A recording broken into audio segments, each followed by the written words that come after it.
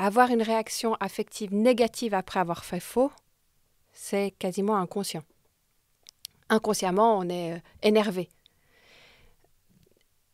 Pourquoi le cerveau réagit avant même que nous, on en ait conscience adulte? C'est parce qu'on est un peu en mode automatique. C'est quand on est en mode pilote, c'est l'inconscient qui a des réactions qu'il a acquises et apprises au cours du développement.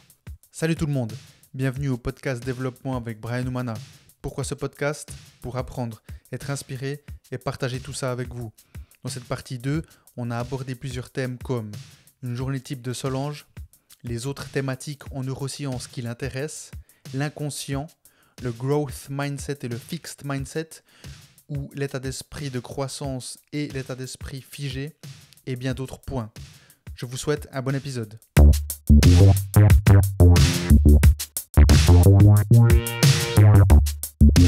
Donc, quelle est la journée type du neuroscientifique? Je te laisse boire tranquillement.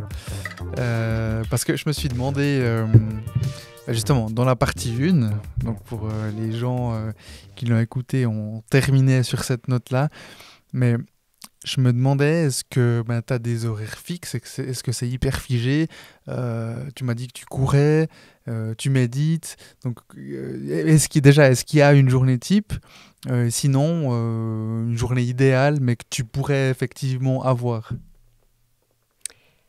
Alors, j'ai pas de journée type. J'ai vraiment pas de journée type. Et j'aime ne pas avoir de journée type.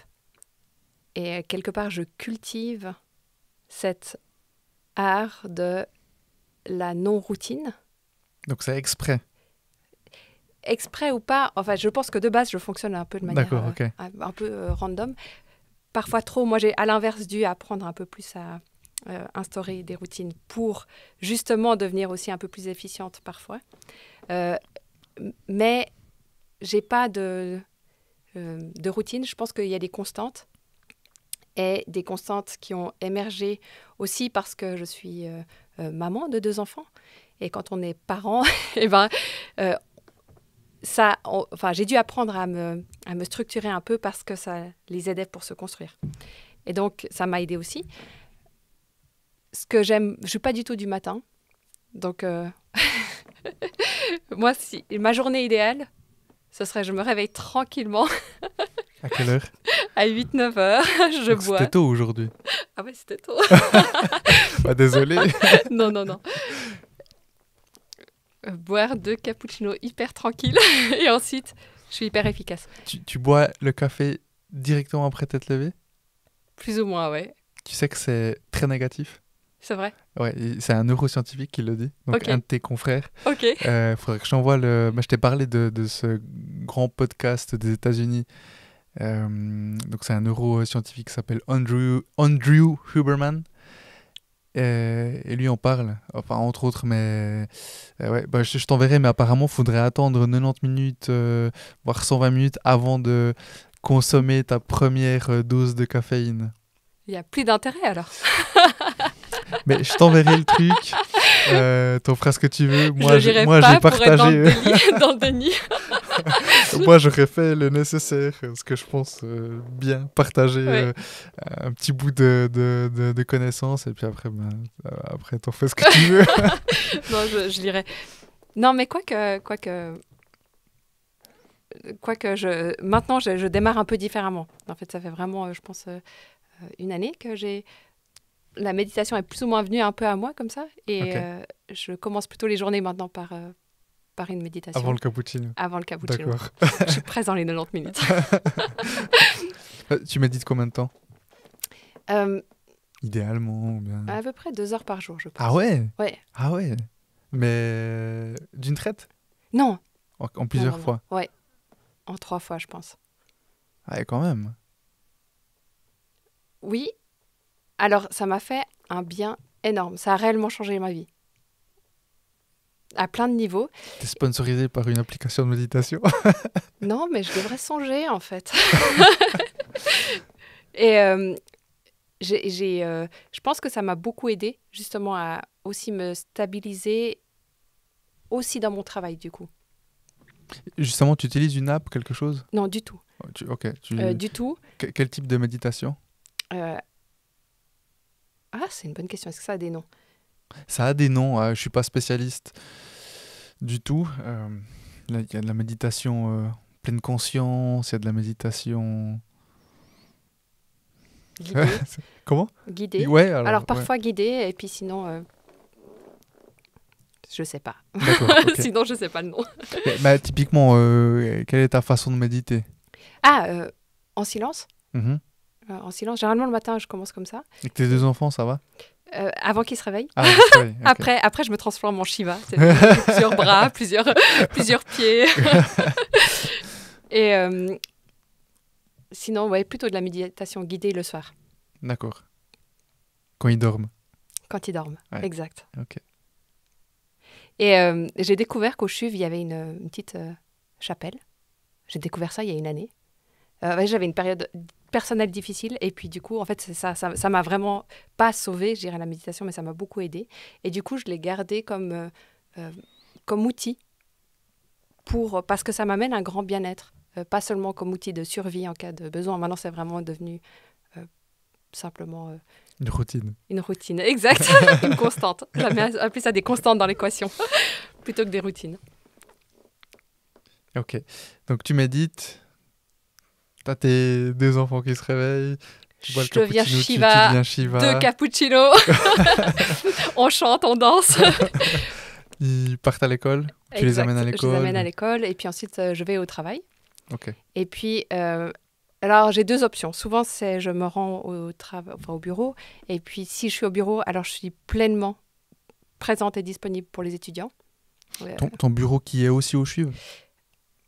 Oui, alors c'est étonnant, le CHUV a beaucoup grandi. Étonnant parce qu'on se demande toujours, quand un hôpital commence à grandir énormément, est-ce que c'est bon signe ou pas, je ne sais pas.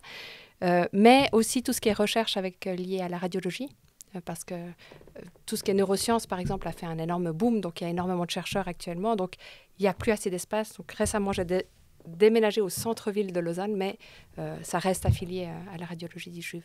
Ok. Donc si je suis au bureau, je suis pleinement présente pour mes étudiants. On interagit, on suit les projets, on discute, on a des grands repas où on philosophie. Et ça, c'est des moments précieux. Et généralement, je rentre et je reprends les enfants. Repas du soir, lecture d'Harry Potter et au lit. Ça, c'est une option. Et si tu ne vas pas au bureau? Alors, les fois où moi, réellement, je dois soit moi-même écrire un article ou me plonger dans de la littérature, je travaille de la maison justement pour être dans une zone où je connais tout et il n'y a aucun imprévu qui va arriver, excepté celui que je vais créer. Et du coup, je peux vraiment me plonger en moi-même et puis produire des idées ou du texte ou des choses comme ça. Et quand tu produis des idées, des textes, est-ce que tu as une façon de travailler? Donc, est-ce que tu as des protocoles type 20 minutes à fond, 2 minutes de pause, etc. Pas du tout. Pas du tout, rien. Non, vraiment pas du tout. Mais tu prends des pauses régulièrement ou pas? Ou ça va dépendre de... Non, alors je suis plutôt... je pense... c'est quoi les voitures qui sont lentes à démarrer puis qui vont à des diesels? Ouais, des dizaines. Ouais, je suis plutôt en diesel. Ok. Je vais procrastiner, papillonner, et puis tout d'un coup, je me plonge. Et si je me plonge, je peux ne pas m'arrêter jusqu'à minuit, 1h du matin, ça m'est égal. Ok. Et la course, tes moments de sans rien faire, quand est-ce qu'ils interviennent?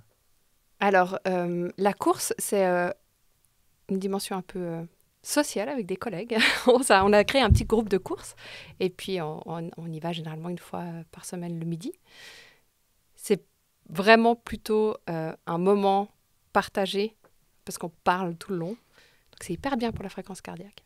On n'est jamais au-delà de ce qu'on peut. Et voilà, la course est plutôt dans ce cadre-là. Ok. Mais j'ai aussi, lié au travail, la chance de pouvoir voyager régulièrement et aller dans des... Alors moi, j'aime bien rencontrer les chercheurs en personne avec qui je travaille. Et donc, des fois, je vais les 2-3 jours sur place, ou alors pour des conférences, ou pour différentes occasions. Et dans ces jours-là, c'est des jours où, en fait, je me laisse complètement vivre. C'est-à-dire que je prends ce qui vient comme ça vient et ça me ressource. Et des fois, j'utilise ces 2-3 jours de voyage pour me ressourcer entièrement. Et après, je peux fonctionner. Enfin, j'ai fait ma réserve et puis je peux fonctionner un moment un peu plus en exécutif. Quand tu dis que tu prends comme ça vient, c'est-à-dire? C'est-à-dire que je peux... récemment, on était à Barcelone. Et là, ça m'a fait plaisir. Des fois, je prends les étudiants avec. Et c'est un... Ils ont l'air bien lotis, ces étudiants. Bonne bouffe, il faut bien les lotir si on veut qu'ils fassent de la bonne science. C'est trop converti, je crois. Mais on était à Barcelone et on est arrivé. Et le premier jour, on a fait juste que marcher dans le quartier gothique. Et sans programme prévu, on est passé devant la cathédrale. On a dit, OK, on monte, on la visite. On va prendre un café. Et le but, c'est réellement de vivre ce qui vient comme ça vient. Après, on avait froid, donc on est parti ailleurs. Et également, quand je suis avec... là, on travaille avec un groupe de recherche là-bas et le professeur est juste hallucinant. Lui, tu devrais l'inviter à ton podcast. Il est vraiment hallucinant. Et puis, on a... Il parle français? Je pense qu'il parle français. Ouais? Ouais. Ok. Parce que je parle espagnol, mais j'ai pas de public... je crois que j'ai un pote colombien qui doit regarder en sous-titré de temps en temps. Ah, tu mets les... Ah, tu préfères dans l'autre sens? Ouais, complètement. Ouais. Qui est un grand philosophe, qui a, je crois qu'il a 3 doctorats, un en philosophie, un en mathématiques, en imagerie. Et puis, justement, je prenais les étudiants avec pour leur montrer que c'était la rencontre humaine qui était plus importante que la science, quelque part. Enfin, c'est pas plus important, mais que c'était extrêmement important de vivre la rencontre humaine. Et on a passé la journée dans son labo à travailler, vraiment durement. Mais le soir, après, on est allé au restaurant et on est resté jusqu'à minuit, 1h du matin, mais dans une ambiance d'humanité totale où on a discuté, philosophé, rigolé. Et je pense que c'est aussi important. Moi, je les prends avec, les étudiants, parce que j'aimerais qu'ils comprennent que c'est ça aussi la science. Et que c'est parce qu'on a ce plaisir-là et qu'on se nourrit de ce plaisir-là, aussi quand on monte des projets de recherche, qu'on va devenir des bons scientifiques. Mais moi, des moments comme ça, je les vis à 3000% et puis je reviens, je suis à fond. Mais est-ce que tu ressens que c'est le cas pour tous tes étudiants aussi? Tu sais, moi, je vois quand même le ou la scientifique, c'est un peu comme le ou la geek dans l'IT, derrière son écran ou autre, à faire à créer ses lignes de code. Et donc, pour vous, être là, comme tu disais, à créer du texte, à lire, à chercher. Donc, tu vois, moi, je fais le parallèle un peu avec la technique. T'as quand même peu de techniciens puristes qui vont être bons dans la prise de parole, dans de la relation avec l'humain. Et j'ai l'impression que les scientifiques, généralement, c'est un peu ça aussi. Où, tu vois, ça reprend un petit peu ce dont on parlait au début, donc dans la partie 1, où en fait, finalement, je sais plus si c'était en off ou si on enregistrait déjà, mais où je te disais, moi, ce qui m'avait plu de toi, c'était cette capacité de simplification. Et j'ai pas, on l'a dit, hein, ou en tout cas, il me semble que tu l'as dit, et que c'est effectivement pas le cas de tout le monde.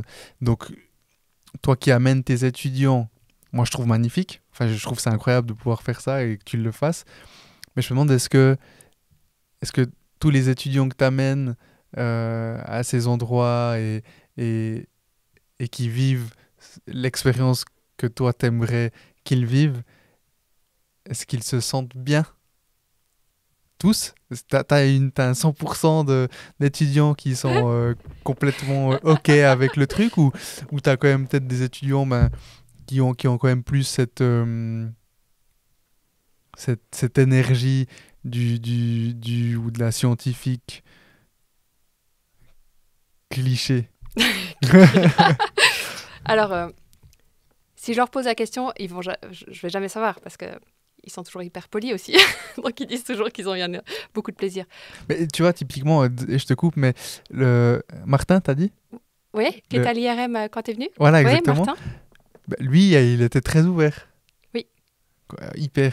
Bon, lui, il n'est pas scientifique, hein, il est ingénieur. Si. Ah oui? Il est ingénieur. Alors, je ne sais pas ce que tu appelles scientifique, mais il est ingénieur. Ouais, moi non plus. Et puis, il a fait son travail de c'est recherche. Juste. Ouais. Ouais.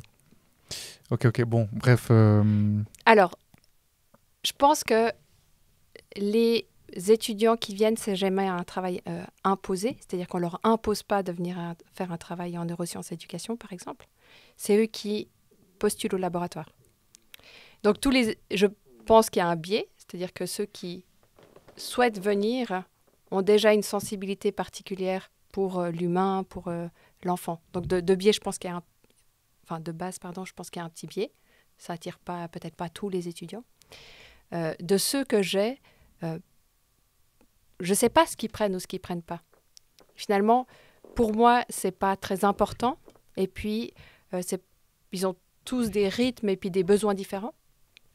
Ce qui est important et essentiel pour moi, en tant que ma responsabilité de chercheur, de moi, ce que j'aimerais leur offrir, c'est un environnement qui est absolument sécure pour eux, pour apprendre. Ils ont la responsabilité d'un projet dès le départ, réellement. Ils finissent premier auteur d'un article, ça veut dire que c'est leur travail. Et puis, dans cet environnement, je leur apprends à collaborer, à aller chercher les ressources là où ils ont besoin, à rencontrer des humains. Et tu disais, effectivement, pas tout le monde arrive à expliquer les choses, mais je pense que c'est quelque chose qui s'entraîne aussi. Mais ça s'entraîne comment? Ça s'entraîne parce qu'on les inspire. On inspire ces jeunes à comprendre que leur rôle, s'ils veulent continuer dans la science, c'est de contribuer à la société et que c'est un rôle extrêmement important. Et en leur faisant vivre ce métier, et non pas juste exécuter un projet, en le faisant vivre, en rencontrant des gens. Moi, je les prends aussi, on travaille avec des écoles, je les prends voir les enseignants, parler aux enseignants, écouter les enseignants. Ils sont là quand il y a des enfants à l'IRM. Je pense que c'est aussi une manière de leur transmettre cette envie d'être un acteur de la société. Et je ne sais pas ce qu'ils prennent et combien ils prennent. Pour moi, le seul marqueur que j'utilise pour savoir si ça s'est bien passé ou pas, c'est que généralement, ils reviennent. Ils reviennent boire des cafés, ils viennent finir des projets, alors qu'ils ils ont déjà eu leurs notes, ou ils ont fini leur bourse, mais ils reviennent quand même, gratuitement, pour le plaisir, pour l'envie de terminer correctement un projet. Donc pour moi, ils ont acquis la responsabilité de leur métier. Ils en parlent autour d'eux, ils convainquent leurs camarades de la beauté de leur projet. Et puis, le dernier marqueur, c'est beaucoup, pas tous, mais il y en a beaucoup qui viennent avec des questions plus personnelles, en fait, de choix de vie, de difficultés qu'ils rencontrent, ou ils partagent des bonnes nouvelles. Et je me dis, on a créé un lien humain, au-delà de juste exécuter un projet. Et donc, pour moi, je suis contente parce que c'est devenu des bons chercheurs, quoi qu'ils fassent dans leur vie. Et quelles autres thématiques t'intéressent dans les neurosciences? Alors actuellement, on a un peu étendu, parce que comme tu as posé la question, je crois dans la partie 1, du coup, on voit que ce mécanisme central de la gestion des erreurs amène à une pensée plus flexible et créative, et de se dire, ok, mais les adultes, qu'en est-il? Du coup, les adultes, qu'en est-il? Donc on a commencé à scanner des adultes. Et puis après, à se dire, ok, on n'est pas juste des cerveaux. On n'est pas juste des cerveaux avec 4 pattes. Au milieu de tout ça, il y a aussi un cœur. Et on sait que les marqueurs physiologiques qu'on peut avoir avec le cœur sont importants. Et on donne des indications pour tout ce qui est la manière dont on va penser, la manière dont socialement on va collaborer et coopérer. Donc on s'est mis à créer des études qui liaient cœur-cerveau. Et de regarder comment le cœur et le cerveau discutent. Et comment le cœur et le cerveau se synchronisent avec un autre être humain. Et dans l'idée, après, d'aller étudier ça chez les enfants. Donc ça, c'est un axe de recherche. On commence à avoir des perspectives un peu plus intégratives, de plus se focaliser uniquement sur un organe, mais de considérer l'humain comme J'ai une collègue américaine qui appelle ça le problème de Frankenstein. C'est que pour le moment, on étudie des bouts d'humains, puis on dit qu'on est la somme de tous ces bouts. Et de se dire, OK, on est mieux que ça, on est plus que ça. Et de se dire, ensemble, qu'est-ce qui se passe? Et donc, adopter cette perspective-là. Et adopter aussi une perspective moins contrôlée. Pour le moment, les expériences en sciences sont extrêmement contrôlées. Par exemple, je prends Brian et je vais le tester dans une condition et je vais regarder comment son cerveau a réagi pendant ces 3 secondes-là et je vais expliquer au monde entier comment fonctionne le cerveau.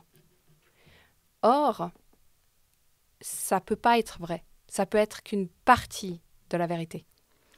Pour accéder à un peu plus de parties, il faudrait quoi? Il faudrait prendre Brian dans des contextes plus proches de la réalité, qui sont des contextes généralement sociaux, et donc de plus faire venir les enfants en laboratoire, mais d'aller nous dans les écoles avec des outils de mesure d'activité cérébrale. Ce qui était un peu challenging jusqu'à pas longtemps, puis maintenant on a développé par exemple des casques qui permettent de mesurer l'activité cérébrale sur place, par exemple dans les écoles. Et non pas un enfant, mais maintenant d'en avoir peut-être 10, et de regarder comment leurs cerveaux ensemble se synchronisent, et de se dire peut-être que tous les cerveaux font une sorte de super cerveau quand ils sont ensemble. Et voilà, de prendre un peu plus de hauteur sur la recherche. Ça m'intéresse énormément. Et cet inconscient, où tu as dit qu'on détectait un événement qui ne s'est pas passé comme prévu avant même d'en avoir conscience. Ouais. Comme je t'avais dit quand on s'était rencontrés, vu au CHUV, j'ai fait un petit module de neuromarketing il y a 6-7 ans. Et où là, j'ai réalisé qu'en fait, il y avait toute une partie de décision qui était prise avant même qu'on en ait conscience.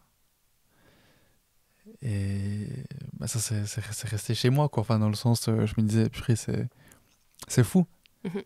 C'est fou qu'on soit dans un magasin et puis qu'on prenne un certain objet, un aliment ou autre, et on se dit, c'est moi qui ai décidé. Mais en fait, non, c'est inconscient. Et cet inconscient, je trouve, c'est intéressant et c'est étrange, et tu vois. Mm-hmm. Et donc, toi, dans tes recherches, l'inconscient, est-ce qu'il intervient, ou bien comment est-ce que... Qu'est-ce que t'en fais? C'est une bonne question. Je pense, un grand inconnu, bien qu'il commence à être de plus en plus étudié dans le champ des neurosciences, et surtout beaucoup étudié chez les adultes. Moi, de ce que j'en comprends par rapport aux axes de recherche que j'ai eu en main un peu, si on prend le contexte de l'erreur, avoir une réaction affective négative après avoir fait faux, c'est quasiment inconscient. Inconsciemment, on est énervé. Pourquoi le cerveau réagit avant même que nous, on en ait conscience adulte? C'est parce qu'on est un peu en mode automatique. C'est quand on est en mode pilote, c'est l'inconscient qui a des réactions qu'il a acquises et apprises au cours du développement. Et à mon avis, ce serait intéressant d'approcher toutes ces études sur l'inconscient en prenant en compte le développement de l'enfant. Et moi, je vois 2 directions qui me paraissent évidentes de le penser ainsi.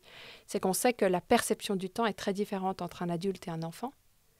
Et cette région du cerveau qui détecte les erreurs, les imprévus, est aussi très impliquée dans tous les phénomènes de conscience et de prise de conscience. Et par exemple, faire une erreur, si on en a conscience ou pas, on ne va pas réagir de la même manière. Mais c'est cette région centrale du cerveau qui est aussi réveillée ou pas à ce moment-là. Et donc, je pense que les enfants, au moment où toutes leurs compétences de gestion de l'imprévu, qu'est-ce que c'est? C'est prendre conscience d'une limite et mettre en place soit des réactions, soit des actions en conséquence. Et je pense que plus ce développement-là et plus cette représentation intérieure de ces limites extérieures existantes se fait de manière juste, c'est-à-dire dénuée de retour d'informations un peu erronés, ou de troisième main, entre guillemets, plus cette conscience est grande. Un des exemples simples que je peux expliquer ici, c'est qu'on sait maintenant qu'un jeune enfant, à l'âge où cette structure cérébrale qui va détecter tous les imprévus et toutes les nuances, si le jeune enfant est exposé à un certain nombre de diversités, une certaine diversité par exemple des couleurs, eh bien il acquérera une conscience de son environnement beaucoup plus juste et beaucoup plus perspicace et beaucoup plus raffinée qu'un enfant qui n'a pas été stimulé d'un point de vue sensoriel correctement dans la perception des couleurs. Donc, cet deuxième enfant-là aura une conscience de son environnement limitée. Et c'est pour ça que, à l'heure actuelle, on sait que chez les adultes, je sais pas, c'est 70%, je sais pas, il y a plein de chiffres aussi et plein de pourcentages disponibles, mais une grande partie est de l'ordre de l'inconscient. Mais qu'est-ce que ce serait si on éduquait ou si on accompagnait le développement de la construction de ces prises de conscience chez les enfants différemment, de manière plus enrichie mais sans surstimuler et surtout dénuée de retour d'informations erronées? Comment serait la conscience à ce moment-là, à l'âge adulte? Donc ça, c'est pour moi des directions de recherche qui sont intéressantes pour approcher la conscience, qui est quelque chose de très intangible. Et l'autre raison, c'est que la perception du temps est très différente. Et puis au moment où ils vivent ces choses-là, les enfants, par exemple l'imprévu, je suis sûre qu'eux, ils ont conscience que quelque chose ne s'est pas passé comme prévu beaucoup plus vite que nous. Parce que leurs sens sont décuplés, donc les retours d'informations sont amplifiés. Et nous, ça se passe comme ça, on ne voit rien passer. Après, on en prend conscience, alors que eux, je pense qu'ils sont pleinement dans la conscience de ce qui se passe. Donc certainement que c'est à ce moment-là aussi où se jouent ces notions plus de conscience. Pour l'heure, j'en ai pas du tout tenu compte, mais je pense que c'est des directions qui seraient fascinantes à explorer. Je t'ai entendu parler du growth mindset et du fixed mindset. Il y a environ 3 ans, j'ai lu le livre de Carol Dweck, Mindset, et donc ça m'a directement percuté. Et donc j'ai l'impression que finalement ces enfants qui suivent un enseignement type Montessori sont directement menés sans le savoir et sans mettre de termes dessus, à plus avoir ce growth mindset justement. Est-ce que toi t'en parles de ces deux types de mindset, enfin dans le sens est-ce que tu les utilises dans tes textes? Est-ce que tu en fais quelque chose ou pas forcément? Alors, c'est une excellente question. Parce qu'on est parti du principe, donc tu sais, on a fait cette étude où on a montré que les connexions dans le cerveau ne se faisaient pas les mêmes chez les élèves d'école traditionnelle, qui vont avoir tendance à vouloir mémoriser les bonnes réponses, versus des élèves d'école Montessori qui avaient envie de résoudre les problèmes. Ce qui se traduit dans le langage et dans les définitions de Carol Dweck par un fixed mindset ou alors un growth mindset. Donc ce fixed mindset, c'est quelque chose de figé, c'est la réponse correcte. Versus un growth mindset, c'est OK, on va travailler, on va fournir des efforts, on va trouver la solution. Donc, on a fait une étude en se disant, on va mesurer en utilisant l'outil de Carol Dweck, qui est lié au travail, sur la perception du travail, si tu as l'impression que c'est quelque chose qui est déterministique, de figé, enfin je n'ai pas les traductions exactes, mais ou alors quelque chose qui est de continu et de flexible, etc. Et en fait, on a été limité dans cette étude par le simple fait que le mot travail, de base, n'était pas du tout perçu de la même manière chez les élèves Montessori ou traditionnels.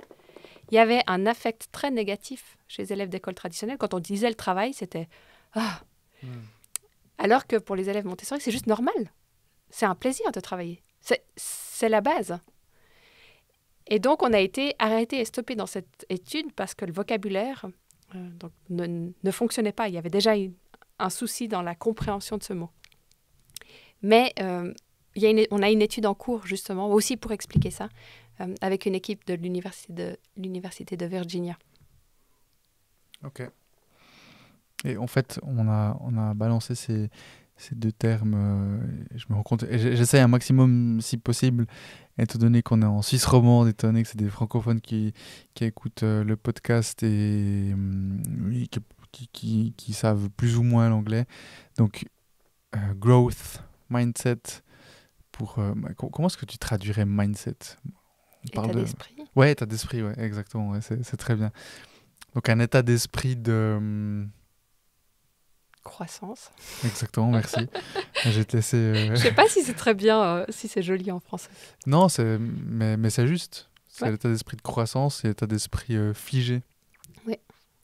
Ou cet état d'esprit de croissance.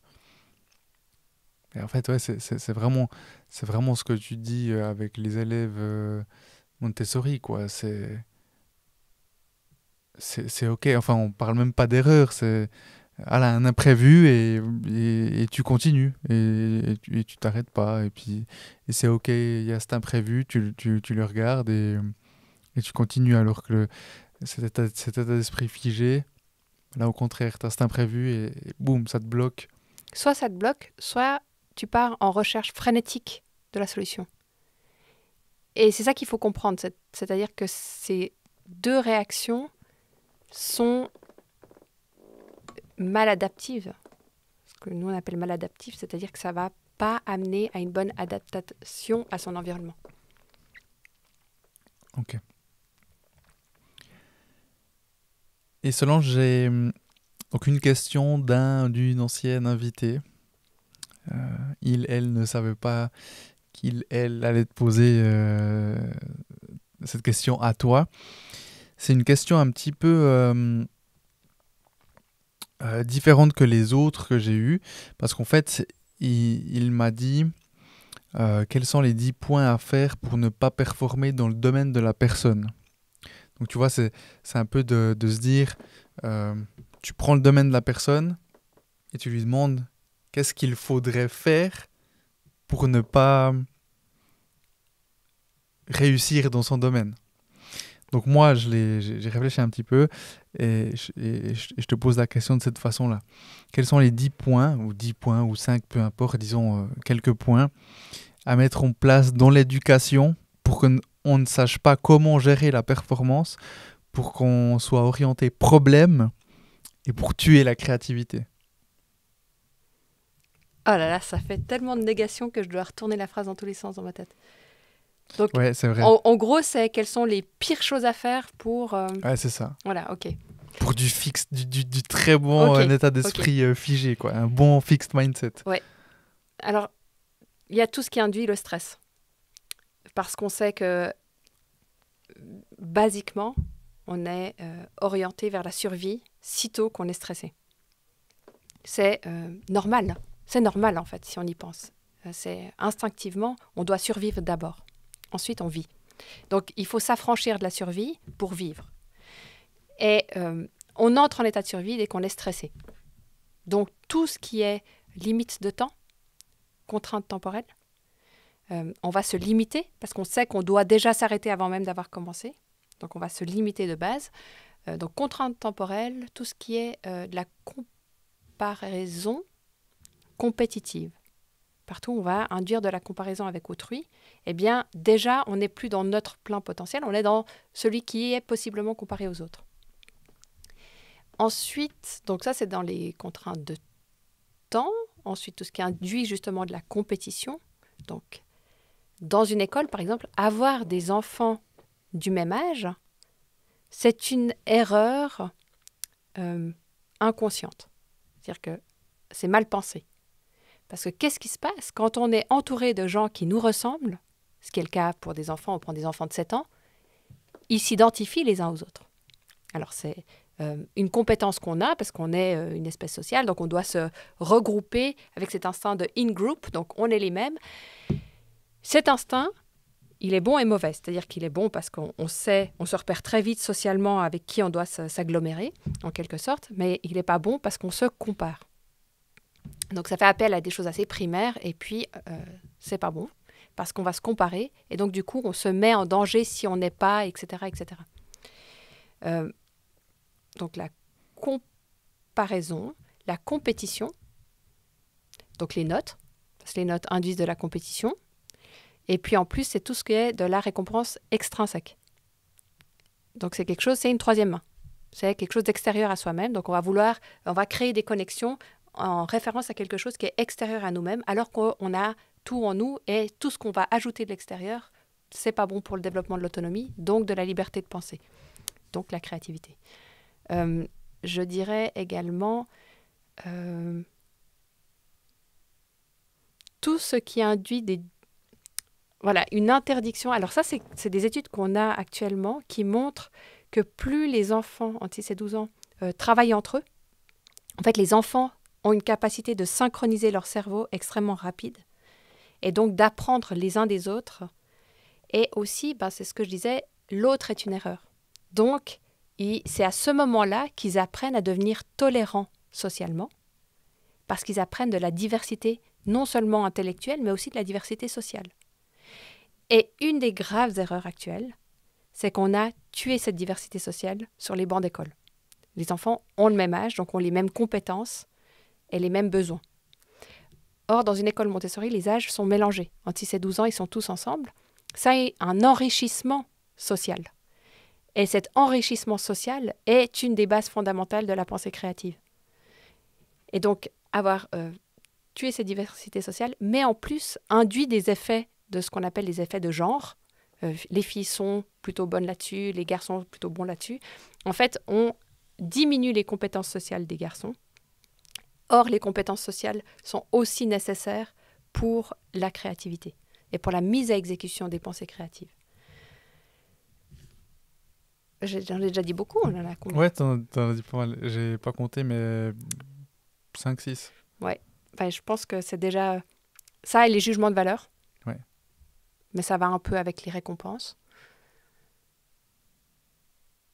Et je pense que de ne pas laisser l'opportunité à l'enfant de prendre le temps, mais ça c'est lié au stress, mais aussi de lui donner tout de suite les bonnes réponses. Quand on lui dit c'est faux, c'est ça la réponse, ça lui coupe l'opportunité de devoir chercher et de découvrir qu'en fait, il peut trouver par lui-même des solutions. Et faire l'expérience de trouver par soi-même des solutions, c'est fondateur d'une pensée créative. Ma dernière question pour toi, Solange. Qu'est-ce que le succès pour toi ?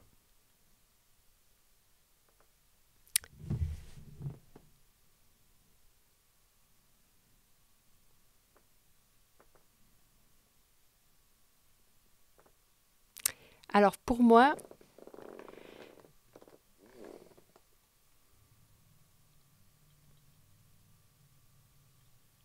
c'est au jour le jour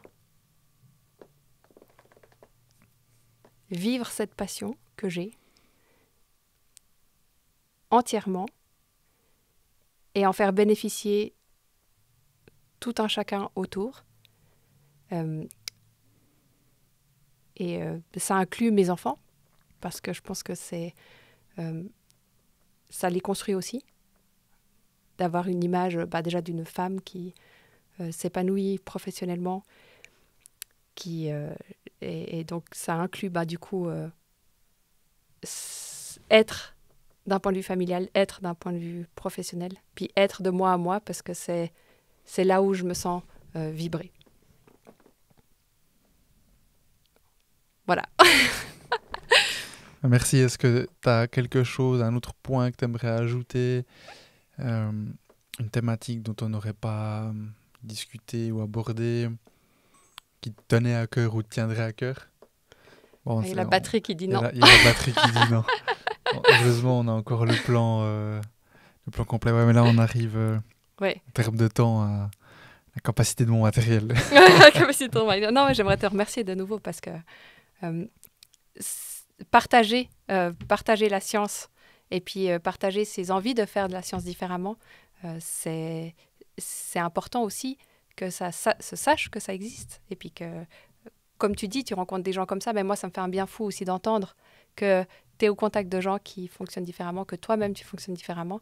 Et puis, je pense que plus on est à se rappeler ça, et ben, ça contribue grandement à faire émerger des changements. Donc, merci. Merci à toi. Et où est-ce qu'on peut te trouver si des gens veulent te contacter ou autre? Est-ce que tu es disponible facilement, enfin atteignable facilement? Je pense l'être. Ouais. Moi aussi, je crois. par mail, en fait. Par mail, souvent. Par mail, je pense que... De toute façon, on tape ton nom sur Internet et on trouve facilement... Généralement via l'Uni, voilà, exactement. Ouais. Mais j'aime beaucoup ce contact et ces interactions et ces échanges. Je pense que c'est aussi une des parties de mon métier que je préfère. C'est ce que je dis, c'est nourrir la bonne curiosité. Parce que je pense qu'il y a beaucoup qui est fait pour nourrir actuellement peut-être une forme de curiosité un peu malsaine, socialement et culturellement. Et je pense qu'être ouverte aux esprits curieux, c'est important. Et nourrir et répondre présent quand il y a ces demandes-là, je pense que c'est une nécessité parce que ça nourrit quelque chose de positif et de constructif. Et la société, on en a besoin actuellement. Merci beaucoup Solange. Merci. À bientôt. À bientôt. Ciao, ciao. Merci d'avoir écouté cet épisode et s'il vous a plu, pour m'aider à continuer, abonnez-vous à Développement avec Brian Oumana sur votre plateforme de podcast préférée et ou sur YouTube et n'oubliez pas de donner votre avis en le notant. Je vous donne rendez-vous le dernier vendredi de ce mois pour un nouvel épisode. Ciao, ciao.